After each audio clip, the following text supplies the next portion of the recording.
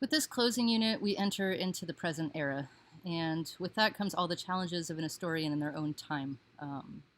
John W. Gardner, who is the Secretary of Health, Education, and Welfare under President Johnson, once said that history never looks like history when you're living through it. So what we'll try to do here is take a long view, try to step back and get as close to the perspective of a future historian as we're able to do. We won't succeed, of course, but we'll try to get close. And it's possible that future historians will see this era with greater clarity and precision of the sort that perspective allows. It's also possible that the clarity of the historical perspective will only render the incoherence of America's militarization during this era into sharper focus. What's certain is that from the vantage of the present, incoherence really predominates. So let's look here at our standard opening slide of, the vital statistics of the era. CENTCOM, or the United States Central Command, was created in 1983. What you see pictured here is a map showing the geographical reach, the AOR, or areas of responsibility, of each map-bound command. There are others that are not map-bound. We'll look at a couple of those. The geographical region encompassed by CENTCOM, rendered here in yellow, mostly the Middle East, was militarily speaking, from the perspective of America, a total backwater until the 1970s. It was not on the map of importance for American military purposes. Part of what we'll cover today is how this command came into ascendancy, how it became the central focus of America's military-industrial complex. So why begin this era of warfare in 1980, as you see here, rather than with CENTCOM's creation in 1983? And the short answer is that 1980 was the introduction of the Carter Doctrine, which has been extended, especially with the Bush Doctrine, and which continues to drive American military engagement today. We'll get to that. But first, the reason. Why do we fight? What's the cause? To defeat Islamism is one governing answer, and we just want to take a minute to note what that means, Islamism, right? So Islam is a noun. It refers to a religion. Muslim is an adjective referring to something religious, a Muslim person, Muslim texts, Muslim faith. Islamic is an adjective that describes something cultural, but not necessarily religious, like, for instance, Islamic architecture. Now, Islamism is a noun. It's kind of a meta-noun, and it refers not to the religion of Islam, but to a socio-political movement growing out of Islam's contentious relationship with the modern and modernizing world. And we'll come back to that. So that's one reason. Or, to defeat terrorism, the use of asymmetric military acts to meet political ends. And that's something that we'll also come back to. Another reason is oil. The Carter Doctrine stated, in brief, that the free flow of oil from the Middle East is a matter of American national security, and therefore a matter the preservation of which may require American military engagement, which it certainly has. So that's definitely another reason. Or empire. Military historian Andrew Bacevich, and we'll take just a second here to note that in many ways the lectures for this unit, I really lean on the work of Andrew Bacevich, who's done a great deal. Each of these books I've read, he's written many others, but I can recommend these to you.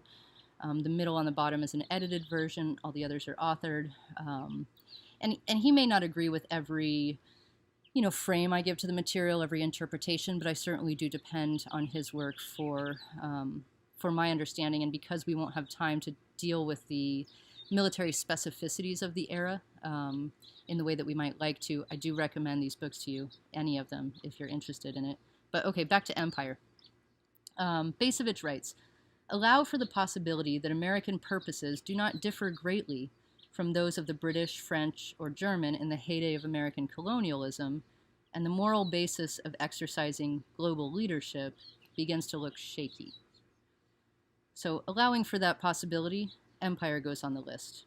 Or power projection. It's different from empire in that it's not committed to keeping a kind of colonial style cultural rule over the regions within which it wars. And this is the reason why historian Niall Ferguson sees the US as a mostly failed empire, one that's abdicated its duties. His own reading is a little contentious, it's arguable, it's not wrong. We might not like the conclusions he comes to, but he certainly comes to them in good faith and with a great deal of substance. So that's certainly a possibility. And we'd be remiss not to note that it also could be, and sometimes certainly is, for the money.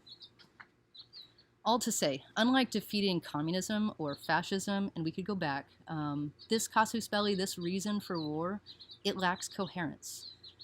So where to begin? You know, and I've dated the start from the introduction of the Carter Doctrine, but trying to get our finger on the pulse of, the American myth means going back just a little further. The Carter Doctrine was first publicly articulated at the State of the Union, January 23rd, 1980. But two things happened in 1979 that maybe didn't themselves get the ball rolling, but that each provide us with a snapshot of the early roll, if nothing else, the early momentum. First, Carter's Crisis of Confidence speech, which you read, officially titled Energy and the National Goals, delivered July 15th, 1979. Now, at this time, gas was too expensive, plastic was more expensive. Americans were feeling a deep sense of urgency when what they had come to think of as basic needs were no longer being easily met. So Carter goes to Camp David, named incidentally after Eisenhower's son, David.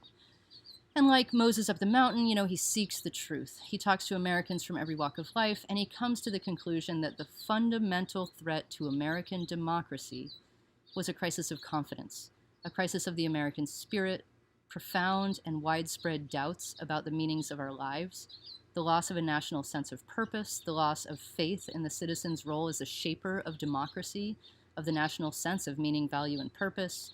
This is a moral and a spiritual crisis for Carter. American exceptionalism, American optimism was foundering on the rocks of doubt and fear. And for the first time, Carter tells us, Americans didn't believe that the days of their children would be better than their own. The fundamental threat to American democracy, as Carter sees it, is a crisis in our myth. From today's vantage, where 1979 is sort of ancient history, I have a cool quote for you on this one. American historian and philosopher Will Durant once said, "Most of us spend too much time on the last 24 hours and not nearly enough time on the last 6,000 years." Right, so for us, 1979, ancient history, way far away past. And from our current perspective, we can look back on that and we can see some problems with this speech. I'm sure you see others. Here's a few I see. First, the speech gilds the past. It sees it as more just, more equitable, more peaceful than in fact it was, as we've seen. Also, he tells us that until recently, we were sure as a nation that we were a nation of the ballot and not the bullet. And then he laments the violent deaths, the murders of John and Bobby Kennedy and of Martin Luther King Jr. But even as he lifts Malcolm X's phrase, the ballot or the bullet, he doesn't mention his name.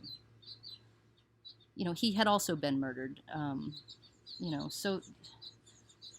And another one, also, the shale oil that Carter celebrates as a way to get to gain energy independence for Americans, right? You get that by fracking. And Carter at the time, he didn't see a world where tap water could be flammable, where Oklahoma could have more earthquakes than California due to fracking, right? So he didn't see that. So the speech has problems, and we can critique it, but that's not really our purpose here. In addition to its problems, the speech does contain a great deal of insight. And Carter says we have two paths to choose from. The first is fragmentation and self-interest. The second is common purpose and true freedom. He tells America, there are no short-term solutions to our long-range problems. There is simply no way to avoid sacrifice. I do not promise you, he says, that this struggle for freedom will be easy. He asks America to give up a little bit in the interest of securing true freedom. He asks America to recognize that freedom, in its mythic sense, as the motivation for the American experiment and as the justification for American exceptionalism, that freedom wasn't tied to material comfort, and it wasn't commensurate with energy dependence. Remember that Carter's presidency followed pretty directly on an enormous collapse in American morale and confidence, and he knows this. And he really does try at this moment to bring the American mythos of peace, freedom, universal human rights, all of that, to bring that mythos into a greater alignment with American actions at home and abroad. The speech resonated with Americans. They liked it. It inspired, they were inspired by the kind of freedom that he encouraged, a kind of freedom that Bacevich tells us was qualitative. It meant living in accordance with permanent values. And Americans resonated with that, the notion that the nation itself should be connected to a set of permanent values that were good and just and true. It was inspiring, and America was inspired. Carter's approval rating jumped 10 points.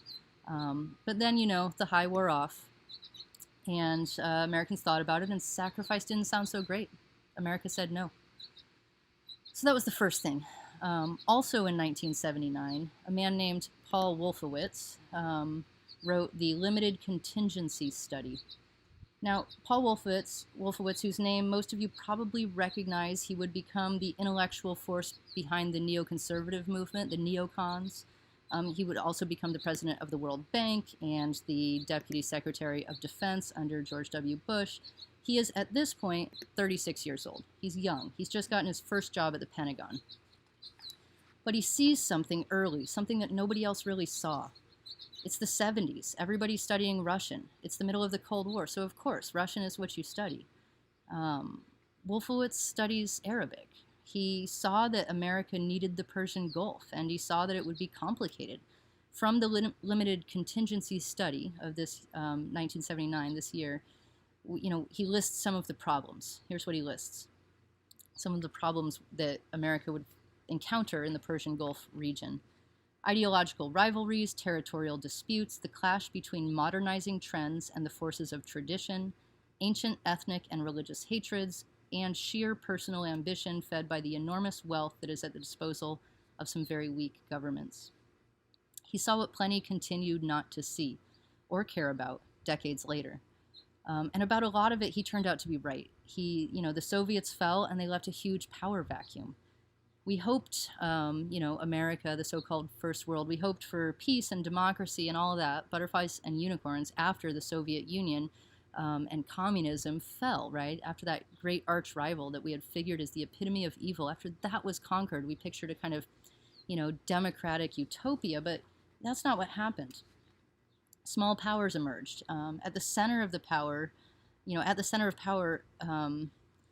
it turns out, is the long fractured region that happened to sit on a large chunk of what happened to be a resource central to the American way of life, oil. And of course, there was also the heroin. It was a good place to play the diplomatic game, so everyone throws in their hooks. Middle Eastern nations whose borders had already been drawn, some of them straight as a city planner's grid, by colonial powers, drawn with, none of them drawn with any real serious consideration of cultural identity or difference. These were drawn when the Ottoman Empire fell with all of the other Central Powers in World War I. Those nations were seen as easy pickings for large imperial states, so Wolfowitz was the guy who saw it coming. And as early as 1979, he saw that Iraq would be the central threat, second only to the Soviets in the region. He was young, it was a study, it might not have gone far. Pentagon puts out really a lot of studies. But his mentor, Albert Wohlstetter, who was an influential defense strategist with the Rand Corporation, published an op-ed in agreement with Wolfowitz, saying, quote, "Like it or not, the fate of America and its major allies is tied to OPEC," which stands for the oil-producing and exporting countries. So in 1979, in addition to the Iranian Revolution, which destabilized the region, we have Carter's Crisis of Confidence speech and Wolfowitz's Limited Contingency Study. And both saw what Wohlstetter saw, that the fate of America was somehow tied to OPEC. The question that Carter posed for Americans was, how?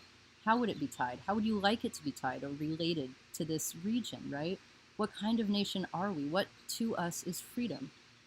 What are we willing to sacrifice for freedom? These were Carter's questions. The answer that Americans gave pretty resoundingly was not much, really not willing to sacrifice much. The Cold War fear of being destroyed, like actually completely obliterated and destroyed, um, transitioned to a fear of, maybe having to change our lifestyles, which were rooted in consumerism. The American people decided that our comfort is more important than our ideals. And so we come to the Carter Doctrine. The somewhat date-specific beginning that I've given to this era of American military involvement, again, it's January 23rd, 1980, in the State of the Union, when Carter says, "Let our position be absolutely clear. An attempt by any outside force to gain control of the Persian Gulf region will be regarded as an assault on the vital interests of the United States of America, and as such, an assault will be repelled by any means necessary, including military force." This is the Carter Doctrine. This is the beginning of the war that never ends. The Soviets also wanted in the 80s, which allowed Cold War commitments to form something of a bridge here. We will protect anyone from international communism. And remember the Eisenhower Doctrine, right? That was regionally specific to the Middle East, and it provided for and promised military aid. In the 80s, the threat of international communism was still very real. The Soviet Union had not yet fallen. And they were in Afghanistan, as you can see from the map. It was close, and there's a reason they were angling for that region. So we went to Afghanistan to, protect the Afghanis. At this point, the Eisenhower and Carter doctrines are overlapping justifications. When communism falls apart, when the Soviet Union falls, we lean far more exclusively on the Carter Doctrine. The free flow of oil from the Middle East is a matter of American national security. In 1982, President Reagan adds Afghanistan Day to the national calendar in an official proclamation in support of, quote, "the freedom fighters who were defending principles of independence and freedom that form the basis of global security and stability." That's Reagan talking about the Mujahideen, whom he entertains in 1983 in the Oval Office. 1988's Rambo 3, a blockbuster hit, was dedicated, quote, "to the gallant people of Afghanistan." America was on the side of Afghanistan through the 80s, so long as the Soviets were against Afghanistan.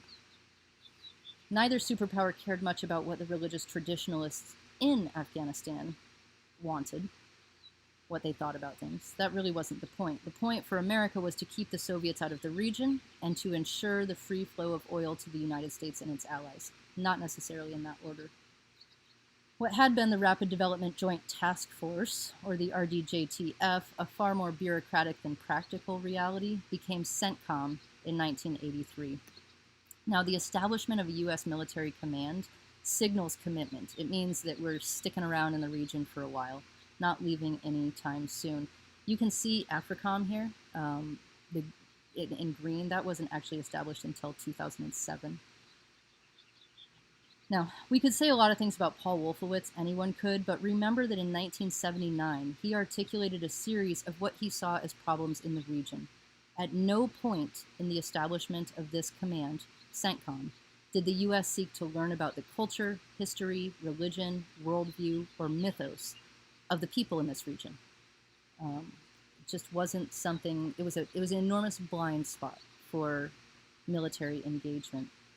At no point did the U.S. make an effort to learn about its internal conflicts or disagreements, about its notions of freedom or security, about its moral horizons.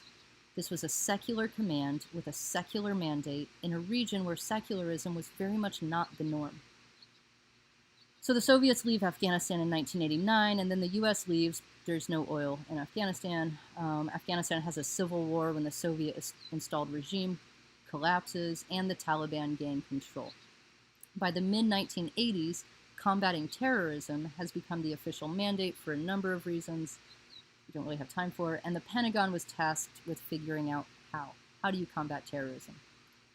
It turns out that preventive war was the method, though we don't openly call it that until President Bush Jr. and the Bush Doctrine. Now, again, we don't have time here to cover anywhere near the full story of the Gulf Wars. I'll highlight a couple things for the sake of fact, but again, I recommend to you the books of Basevich or others if you're looking to learn more about it. What America needed for the free flow of oil was regional stability.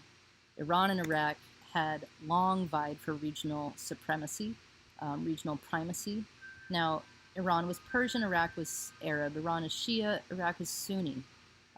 Iran is run by Islamic revolutionaries. Iraq is run by secular Baathists, right? The two nations did not see eye to eye, except in that they both deeply resented American involvement in the region. The first Gulf War of 1980 to 1988 was a mess. Now, in the middle of it fell the Iran-Contra affair, when United States Marine Corps Lieutenant Colonel Oliver North went on national TV and took the fall. He was clearly guilty, he just wasn't the only one, but he took the fall for immensely immoral state actions. The U.S. supported Saddam's Iraq while also secretly funneling weapons to Iran through the middleman that was Israel, and giving the proceeds to the anti-communist Nicaraguan Contras to fight the Sandinistas, who also used the arrangement to get cover to smuggle cocaine into the U.S. To help fund that war. All of this was known by Oliver North and others. Oliver North, incidentally, becomes the president of the National Rifle Association for about a year in 2018. The Iran-Contra affair was a massive scandal, and it was a real low point in American engagement. It's not necessarily representative of what goes on. It was scandalous, but it's also illustrative of the objective, which was militarization, a preponderance of force, and an attempt to control governments around the world.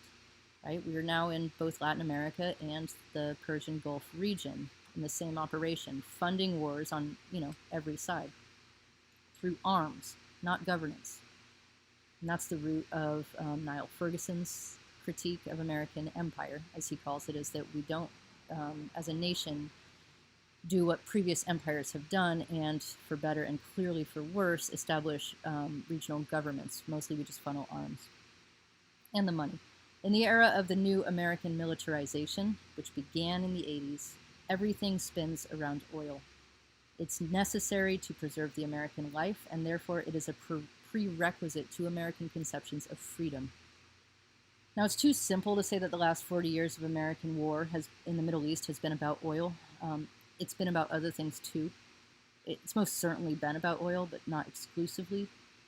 Leading up to the second Gulf War of 1991, Iraq invades Kuwait, a very small, oil-rich nation, and Saddam is now unambiguously America's enemy. Remember, he had been America's ally. Now he's the enemy. And President George Bush Sr. says famously, "This will not stand. This aggression against Kuwait will not stand." So the Second Gulf War lasts just over a month, from mid-January to late February of 1991. It was short. America was happy. Kuwait was quote-unquote liberated. Time magazine said it was, quote, "the end of the old American depression called the Vietnam Syndrome, the compulsion to look for downsides and dooms." And maybe it was, but it wasn't a clean end. Saddam's Republican guards were left to regroup and rebuild, so they did just that. The U.S. pulled out and left behind what Bacevich calls an epic humanitarian disaster. The conditions that were left behind were conditions ripe for future violence. That's just what they were. But for the military strategists, for the Pentagon masterminds, that's just kind of the way it had to be, right? Saddam had to still be standing to be that counterweight to Iran. Iraq had always been supported by the U.S. as a way to ensure that Iran didn't get regional primacy. Remember that what America wants is enough regional stability to keep the oil freely flowing.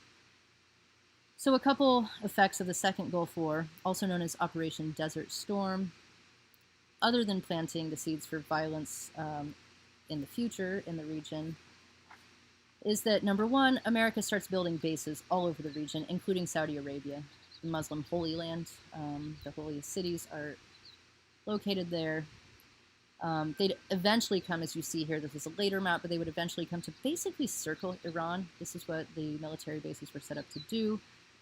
There were some Saudis who didn't appreciate an influx of what looked more and more like permanently positioned armed infidels in the Muslim Holy Land. And there were plenty who focused less on the religious insult and more on the very colonialist-looking military occupation.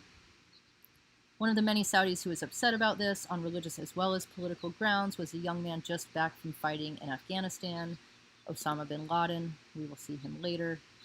Now, Saudi authorities quieted him. He was a bit of an outcast to begin with, although his position, his perspective, wasn't as marginal within the Muslim community of the region as we might like to wish it were. He fled to the desert to build up an army of mujahideen, or holy warriors.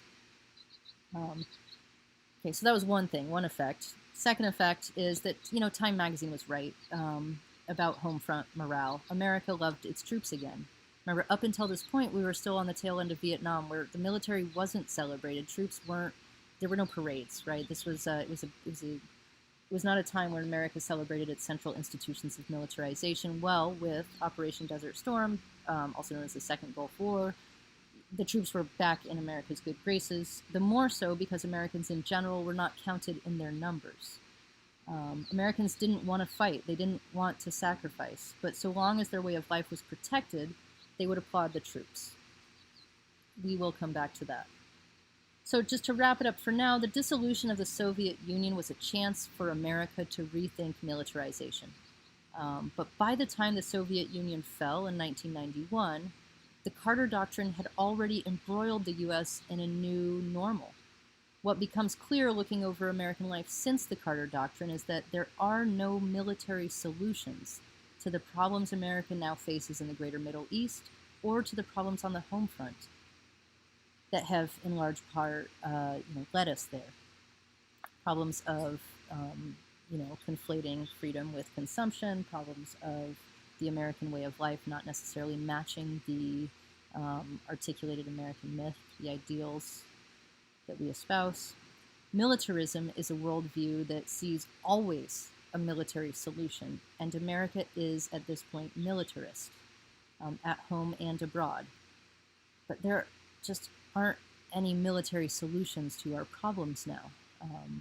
In a book called War is a Force That Gives Us Meaning, journalist Chris Hedges writes this, quote, "Lurking beneath the surface of every society, including ours, is the passionate yearning for a nationalist cause that exalts us, the kind that war alone is able to deliver. It reduces and at times erases the anxiety of individual consciousness." He may be right, it may be true, it may be human nature to desire the stakes, the high moral drama, the risk for something bigger, the exaltation of war. It may be worth it to reduce and erase individual anxiety. It may be worth it for any number of causes. To bring honor, courage, and commitment to a cause that's bigger than oneself, that exalts a person. To risk one's life in defense of something true and good, that exalts a person. To sincerely say and with true and authentic risk, "Give me liberty" or "Give me death," that exalts a person. But hypocrisy doesn't. Disingenuousness has no place in war rooms, or in recruitment offices, or in rituals of public patriotism and national piety. There's no exaltation in duplicitous engagement, no exaltation in the violent defense of a freedom enjoyed only by the few and itself reduced to mercantile licentiousness, diminished to a freedom to consume. And hypocrisy, disingenuousness, duplicity is present where myth and behavior don't align. We'll continue next, moving on through the story of American militarization into now the 21st century.